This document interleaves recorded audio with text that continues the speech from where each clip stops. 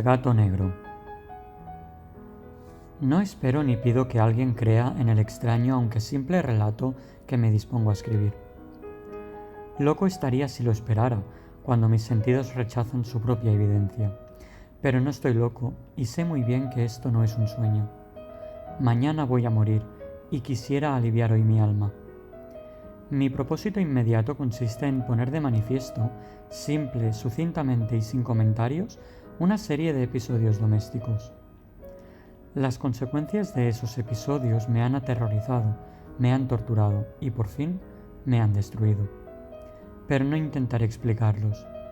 Si para mí han sido horribles, para otros resultarán menos espantosos que barrocos. Más adelante, tal vez, aparecerá alguien cuya inteligencia reduzca mis fantasmas a lugares comunes.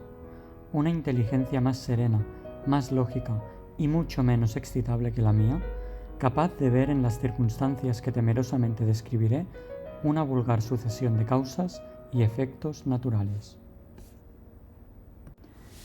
Desde la infancia me destaqué por la docilidad y bondad de mi carácter. La ternura que abrigaba mi corazón era tan grande que llegaba a convertirme en objeto de burla para mis compañeros.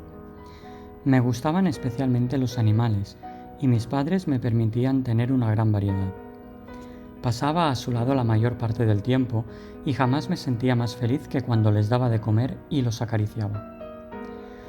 Este rasgo de mi carácter crecí conmigo, y cuando llegué a la virilidad, se convirtió en una de mis principales fuentes de placer. Aquellos que alguna vez han experimentado cariño hacia un perro fiel y sagaz no necesitan que me moleste en explicarles la naturaleza o la intensidad de la retribución que recibía. Hay algo en el generoso y abnegado amor de un animal que llega directamente al corazón de aquel que con frecuencia ha probado la falsa amistad y la frágil fidelidad del hombre. Me casé joven y tuve la alegría de que mi esposa compartiera mis preferencias. Al observar mi gusto por los animales domésticos, no perdía oportunidad de procurarme los más agradables de entre ellos. Teníamos pájaros, peces de colores, un hermoso perro, conejos, un monito y un gato. Este último era un animal de notable tamaño y hermosura, completamente negro y de una sagacidad asombrosa. Al referirse a su inteligencia, mi mujer, que en el fondo era no poco supersticiosa, aludía con frecuencia a la antigua creencia popular de que todos los gatos negros son brujas metamorfoseadas. No quiero decir que lo creyera seriamente, y solo menciono la cosa porque acabo de recordarla. Plutón, tal era el nombre del gato, se había convertido en mi favorito y mi camarada. Solo yo le daba de comer y él me seguía por todas partes en casa. Me costaba mucho impedir que anduviera tras de mí en la calle. Nuestra amistad duró así varios años, en el curso de los cuales, enrojezco al confesarlo, mi temperamento y mi carácter se alteraron radicalmente por culpa del demonio. Intemperancia. Día a día me fui volviendo más melancólico, irritable e indiferente hacia los sentimientos ajenos. Llegué incluso a hablar descomedidamente a mi mujer y terminé por infligirle violencias personales. Mis favoritos, claro está, sintieron igualmente el cambio de mi carácter. No solo los descuidaba, sino que llegué a hacerles daño. Hacia Plutón, sin embargo, conservé suficiente consideración como para abstenerme de maltratarlo, cosa que hacía con los conejos, el mono y hasta el perro cuando por casualidad o movidos por el afecto se cruzaban en mi camino. Mi enfermedad, empero, se agravaba, pues ¿qué enfermedad es comparable al alcohol?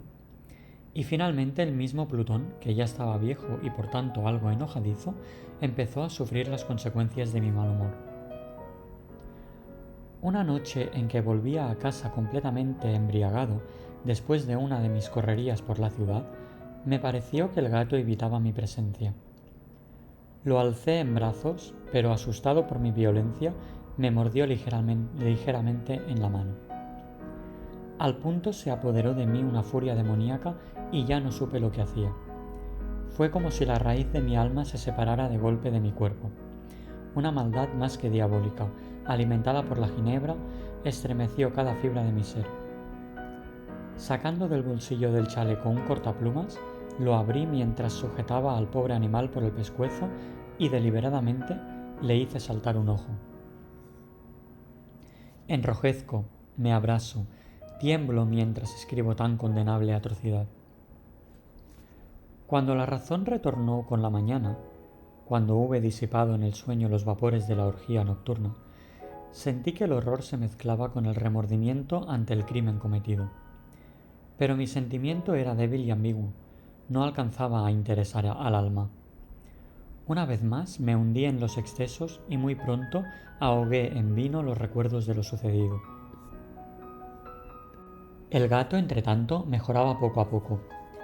Cierto que la órbita donde faltaba el ojo presentaba un horrible aspecto, pero el animal no parecía sufrir ya.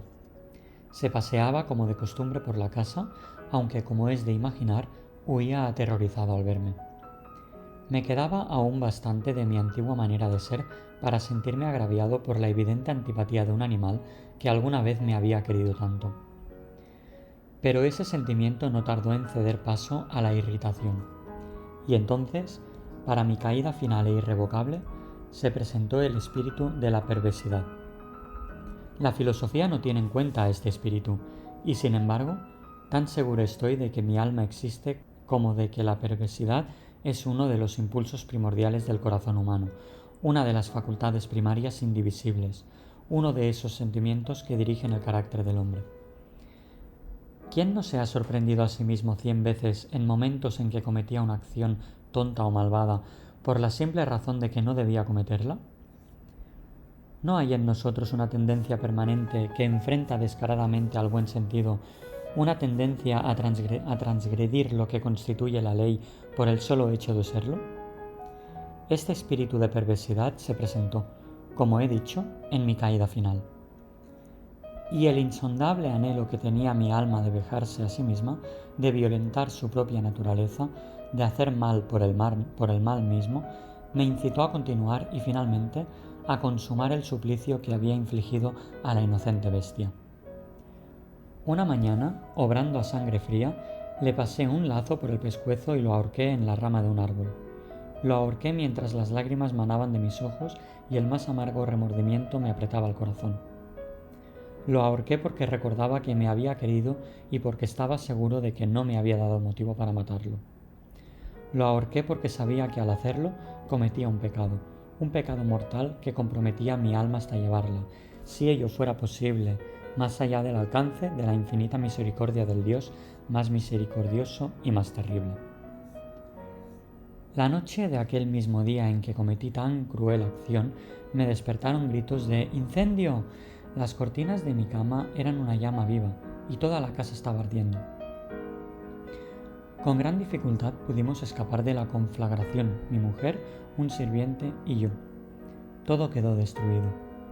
Mis bienes terrenales se perdieron y desde ese momento tuve que resignarme a la desesperanza. No incurriré en la debilidad de establecer una relación de causa y efecto entre el desastre y mi criminal acción, pero estoy detallando una cadena de hechos y no quiero dejar ningún eslabón incompleto. Al día siguiente del incendio acudí a visitar las ruinas, salvo una, las paredes se habían desplomado. La que quedaba en pie era un tabique divisorio de poco espesor, situado en el centro de la casa y contra el cual se apoyaba antes la cabecera de mi lecho. El enlucido había quedado a salvo de la acción del fuego, cosa que atribuí a su reciente aplicación. Una densa muchedumbre habíase reunido frente a la pared y varias personas parecían examinar parte de la misma con gran atención y detalle. Las palabras extraño, curioso y otras similares excitaron mi curiosidad. Al aproximarme vi que en la blanca superficie, grabada como un bajorrelieve, aparecía la imagen de un gigantesco gato. El contorno tenía una nitidez verdaderamente maravillosa.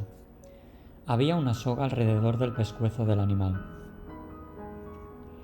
Al descubrir esta aparición, ya que no podía considerarla otra cosa, me sentí dominado por el asombro y el terror. Pero la reflexión vino luego en mi ayuda. Recordé que había ahorcado al gato en un jardín contiguo a la casa. Al producirse la alarma del incendio, La multitud había invadido inmediatamente el jardín.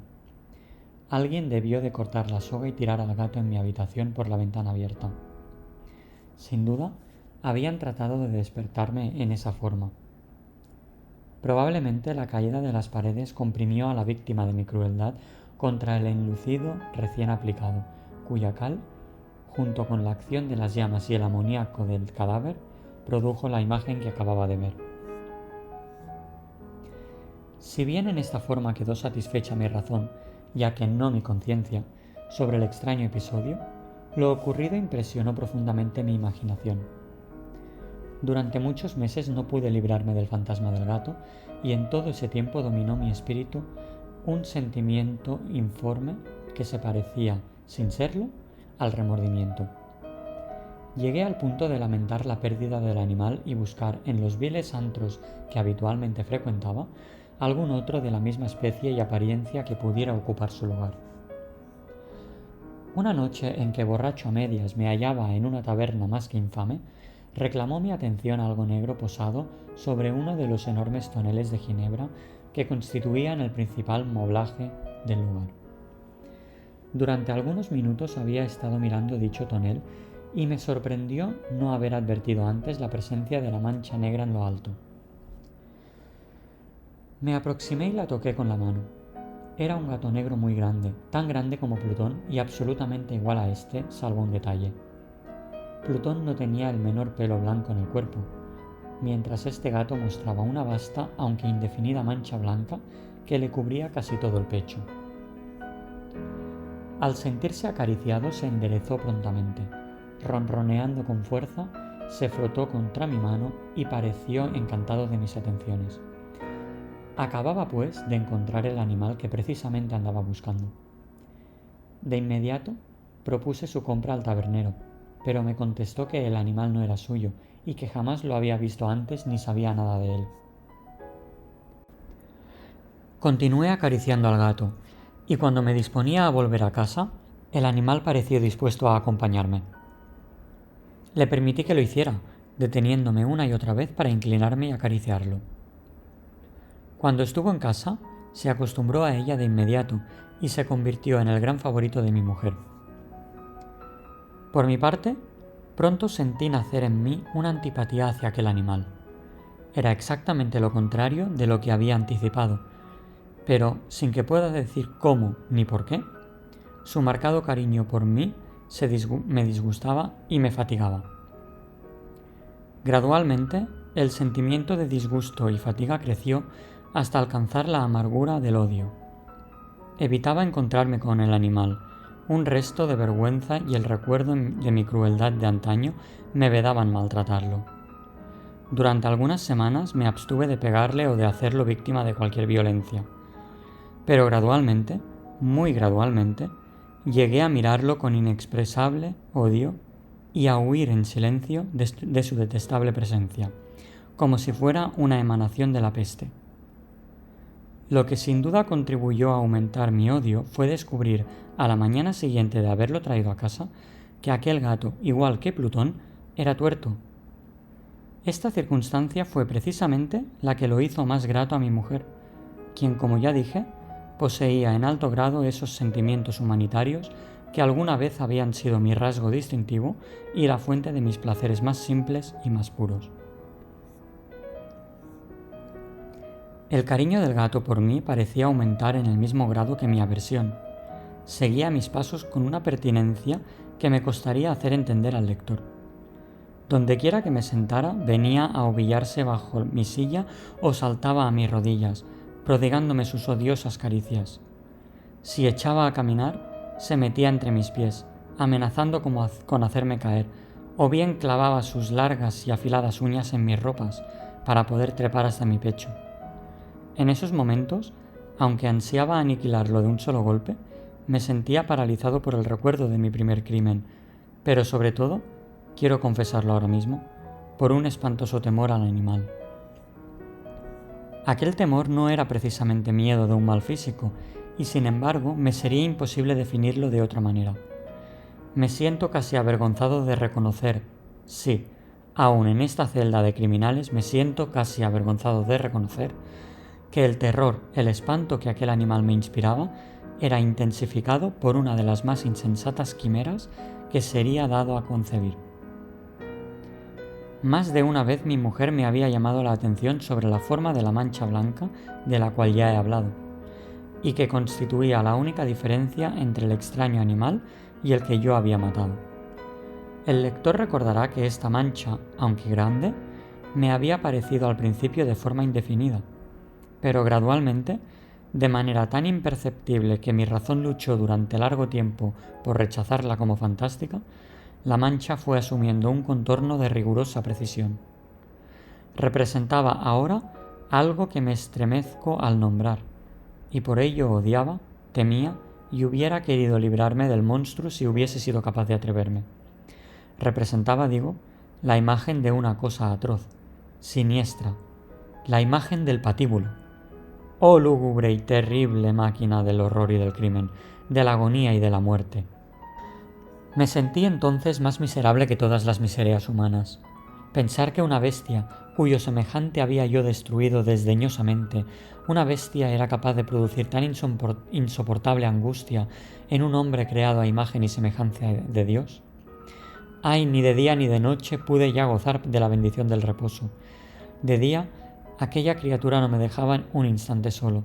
De noche, despertaba hora a hora de los más horrorosos sueños para sentir el ardiente aliento de la cosa en mi rostro y su terrible peso, pesadilla encarnada de la que no me era posible desprenderme, apoyado eternamente sobre mi corazón. Bajo el agobio de tormentos semejantes, sucumbió en mí lo poco que me quedaba de bueno. Solo los malos pensamientos disfrutaban ya de mi intimidad, los más tenebrosos, los más perversos pensamientos. La melancolía habitual de mi humor creció hasta convertirse en aborrecimiento de todo lo que me rodeaba y de la entera humanidad. Y mi pobre mujer, que de nada se quejaba, llegó a ser la habitual y paciente víctima de los repentinos y frecuentes arrebatos de ciega cólera a que me abandonaba. Cierto día, para cumplir una tarea doméstica, me acompañó al sótano de la vieja casa donde nuestra pobreza nos obligaba a vivir. El gato me siguió mientras bajaba la empinada escalera y estuvo a punto de tirarme cabeza abajo, lo cual me exasperó hasta la locura. Alzando un hacha y olvidando en mi rabia los pueriles temores que hasta entonces habían detenido mi mano, descargué un golpe que hubiera matado instantáneamente al animal de haberlo alcanzado. Pero la mano de mi mujer detuvo su trayectoria. Entonces, llevado por su intervención a una rabia más que demoníaca, me zafé de su brazo y le hundí el hacha en la cabeza. Sin un solo cogido, cayó muerta en mis pies. Cumplido este espantoso asesinato, me entregué al punto y con toda sangre fría a la tarea de ocultar el cadáver. Sabía que era imposible sacarlo de casa, tanto de día como de noche, sin correr el riesgo de que algún vecino me observara. Diversos proyectos cruzaron mi mente. Por un momento pensé en descuartizar el cuerpo y quemar los pedazos. Luego se me ocurrió cavar una tumba en el piso del sótano. Pensé también si no convenía arrojar el cuerpo al pozo del patio o meterlo en un cajón, como si se tratara de una mercadería común, y llamar a un mozo de cordel para que lo retirara de casa. Pero al fin di con lo que me pareció el mejor expediente y decidí emparedar el cadáver en el sótano, tal como se dice que los monjes de la Edad Media emparedaban a sus víctimas. El sótano se adaptaba bien a este propósito. Sus muros eran de material poco resistente y estaban recién revocados con un mortero ordinario, que la humedad de la atmósfera no había dejado endurecer. Además, en una de las paredes se veía la saliencia de una falsa chimenea, la cual había sido rellenada y tratada de manera semejante al resto del sótano. Sin lugar a dudas, sería muy fácil sacar los ladrillos en esa parte, introducir el cadáver y tapar el agujero como antes, de manera que ninguna mirada pudiese descubrir algo sospechoso. No me equivocaba en mis cálculos. Fácilmente saqué los ladrillos con ayuda de una palanca y luego de colocar cuidadosamente el cuerpo contra la pared interna, lo mantuve en esa posición mientras aplicaba de nuevo la mampostería en su forma original. Después de procurarme argamasa, arena y cerda, preparé un enlucido que no se distinguía del anterior y revoqué cuidadosamente el nuevo enladrillado. Concluida la tarea, me sentí seguro de que todo estaba bien. La pared no mostraba la menor señal de haber sido tocada. Había barrido hasta el menor fragmento de material suelto. Miré en torno, triunfante, y me dije, aquí por lo menos no he trabajado en vano. Mi paso siguiente consistió en buscar a la bestia causante de tanta desgracia, pues al final me había decidido a matarla. Si en aquel momento el gato hubiera surgido ante mí, su destino habría quedado sellado. Pero por lo visto, el astuto animal, alarmado por la violencia de mi primer acceso de cólera, se cuidaba de aparecer mientras no cambiara mi humor. Imposible describir o imaginar el profundo, el maravilloso alivio que la ausencia de la detestada criatura trajo a mi pecho. No se presentó aquella noche, y así, por primera vez desde su llegada a la casa, pude dormir profunda y tranquilamente. Sí, pude dormir, aun con el peso del crimen sobre mi alma. Pasaron el segundo y el tercer día, y mi atormentador no volvía. Una vez más respiré como un hombre libre. Aterrado, el monstruo había huido de casa para siempre. Ya no volvería a contemplarlo. Gozaba de una suprema felicidad, y la culpa de mi negra acción me preocupaba muy poco. Se practicaron algunas averiguaciones, a las que no me costó mucho responder. Incluso hubo una perquisición en la casa. Pero naturalmente no se descubrió nada. Mi tranquilidad futura me parecía asegurada. Al cuarto día del asesinato, un grupo de policías se presentó inesperadamente y procedió a una nueva y rigurosa inspección. Convencido de que mi escondrijo era impenetrable, no sentí la más leve inquietud. Los oficiales me pidieron que los acompañara en su examen. No dejaron hueco ni rincón sin revisar. Al final, por tercera o cuarta vez, bajaron al sótano. Los seguí sin que me temblara un solo músculo. Mi corazón latía tranquilamente, como el de aquel que duerme en la inocencia. Me paseé de un lado al otro del sótano. Había cruzado los brazos sobre el pecho y andaba tranquilamente de aquí para allá. Los policías estaban completamente satisfechos y se disponían a marcharse. La alegría de mi corazón era demasiado grande para reprimirla. Ardía en deseos de decirles, por lo menos, una palabra como prueba de triunfo y confirmar doblemente mi inocencia. Caballeros, dije por fin, cuando el grupo subía a la escalera. Me alegro mucho de haber disipado sus sospechas. Les deseo felicidad y un poco más de cortesía. Dicho sea de paso, caballeros, esta casa está muy bien construida. En mi frenético deseo de decir alguna cosa con naturalidad, casi no me daba cuenta de mis palabras. Repito que es una casa de excelente construcción. Estas paredes...